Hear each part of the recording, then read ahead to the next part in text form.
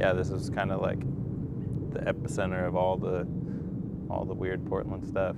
Sitting on a street corner in southeast Portland, I think it looks like a tiny spaceship made of wood. It's not a spaceship. is where on most days Some of them just think it's the sweetest little thing. you'll find it. Yeah, it's really impressive.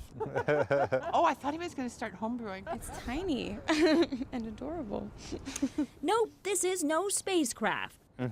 But it is Yeah, something we'll likely see a lot more of in the future, especially on days like this. Yeah, it's freezing today. This is definitely a Long John's kind of day. It's the latest creation from Portland native Simon Lyle. This is a sauna. That's right, a homemade sauna. So I made sure to make it long enough for me to lay down comfortably. Simon came up with the idea after seeing something similar on a Scandinavian architect's website. I've been told that you actually pronounce it sauna. So this is the door to the fireplace. But in perfect Portland style, Simon found a way to make his sauna out of almost all salvaged stuff. I basically built it out of scraps that I found around, wood from job sites, a piece of plastic I believe I found in a dumpster. This is an old air compressor.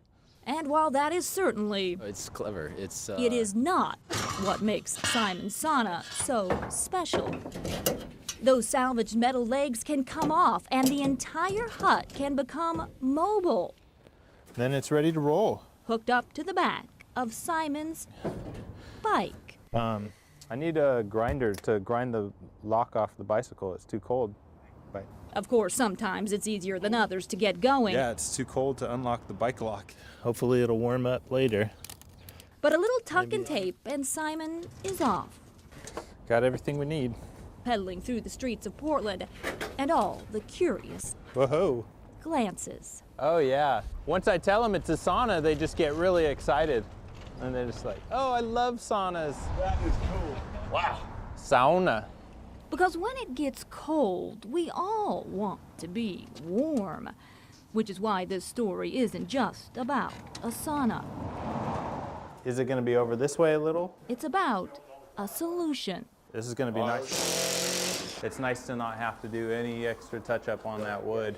You see, Simon doesn't just make saunas. Okay. He builds homes, specifically tiny homes. His goal is to build tiny homes that can be heated the same way his sauna is, for folks like Tony J.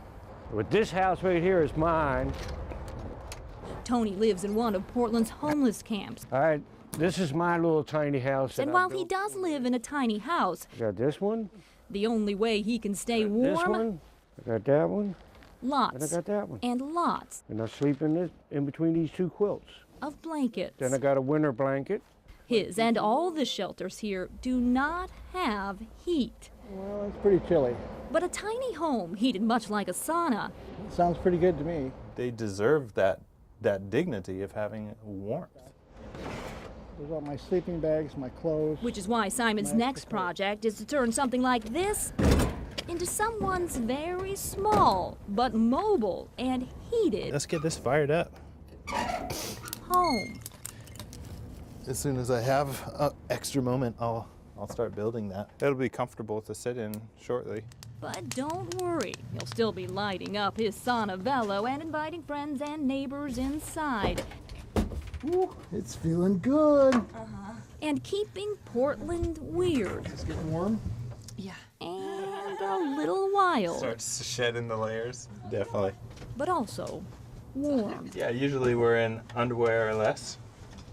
All right, I think that we're gonna have to get a little more comfortable. In southeast Portland, Keely Chalmers, KGW News.